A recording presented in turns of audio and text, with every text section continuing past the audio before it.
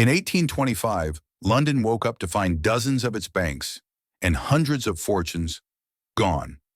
Not from war, not from revolution, but from believing in a promise that crossed an ocean. It was the dress rehearsal for 1929, a crash built on bonds instead of stocks and gold instead of dollars.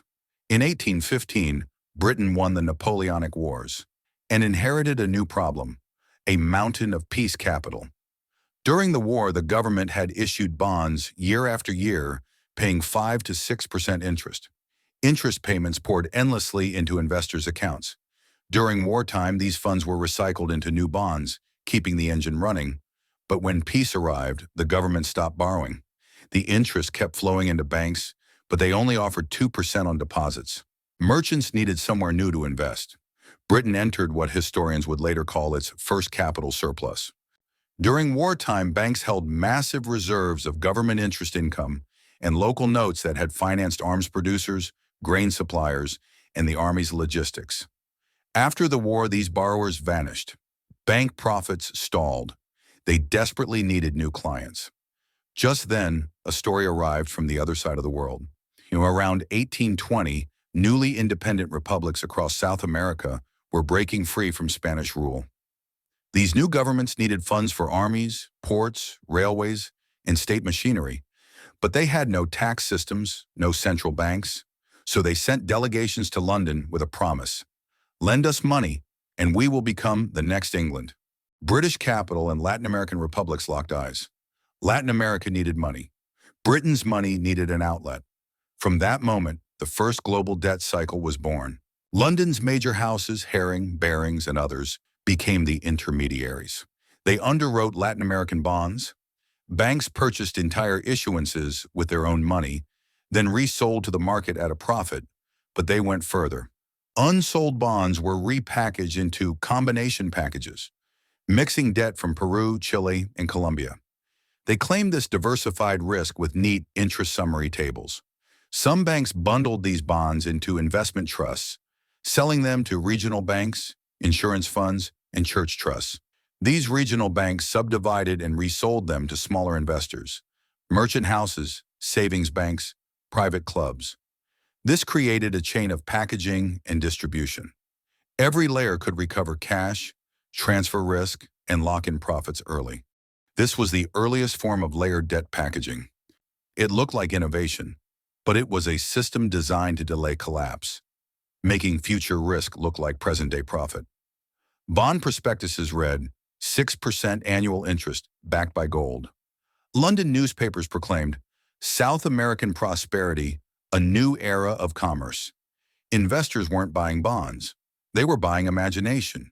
They believed that silver mines, coffee, and ports made default impossible. No one verified whether tax systems existed. The underwriting banks served as both rating agencies and sellers. The market was designed not to need the truth. The Latin American governments did receive gold and sterling and spent it fast.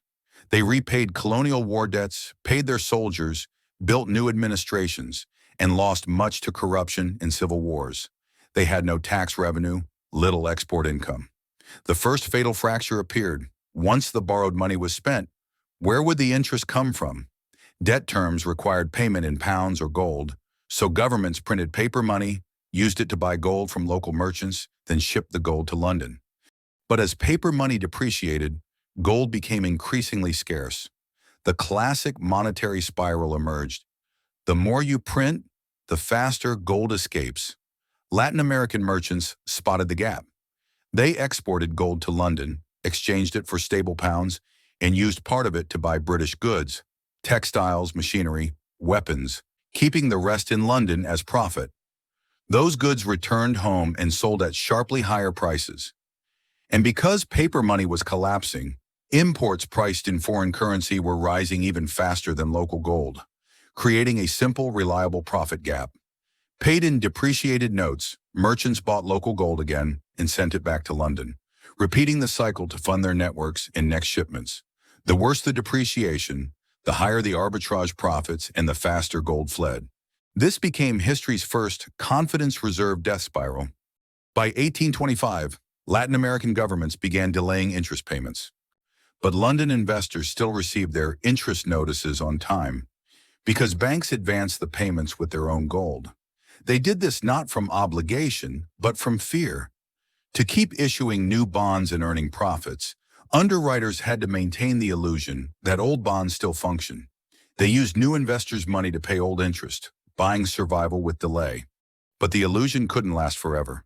When default news reached London, the market collapsed. Bond prices plunged 30 to 50% within days. The first to fall were ordinary investors, middle-class families, church funds, insurance accounts. They had bought at the peak, not for returns but from faith. Their wealth evaporated. The second wave hit regional banks. As bond prices dropped, underwriters faced liquidity crises. The bonds in their hands simply wouldn't sell. They pressured regional banks. Help us absorb inventory. Once the market stabilizes, you'll profit. Fearing that further declines would damage the value of their own assets, the provincial banks used cash and even gold to buy the falling bonds, hoping to support market confidence. But the decline continued. The bonds became completely unsellable and liquidity froze. They could no longer meet their depositors' withdrawals. The third wave struck depositors. When people discovered their banks had bought worthless debt, panic turned to action. They demanded their gold back. Within weeks, more than 70 country banks collapsed, roughly 10% of Britain's entire banking system. Yet London's major underwriters survived. They had sold at peak prices and pulled out their cash. As small banks failed and depositors lost everything, the major underwriters bought distressed assets at rock-bottom prices. They profited again. When the periphery crumbled, the center didn't die, because its safety was purchased by the periphery's death. In 19th century Britain, merchants settled their transactions with bills of exchange. The holder of a bill could take it to a bank and exchange it for cash or gold itself, while the issuer was required to repay the bank a few months later. In essence, this was short-term lending, banks providing temporary credit to keep trade alive. But under the pressure of a bank run, every new loan became a potential risk. A banker might think, if I discount his bill today and he goes bankrupt tomorrow, that cash is gone, and I'm already short on gold for withdrawals. So banks almost simultaneously stopped discounting bills, cutting off what was effectively the oxygen line of commercial credit. When everyone wants to withdraw money, no bank dares to let gold flow out again. The Bank of England had to intervene. It accepted commercial bills as collateral and injected pound sterling loans into the banking system, replacing private credit with state credit. It began issuing more notes, injecting new liquidity. Gold conversion was suspended because paper money far exceeded gold reserves. This was the first time the central bank appeared as the lender of last resort.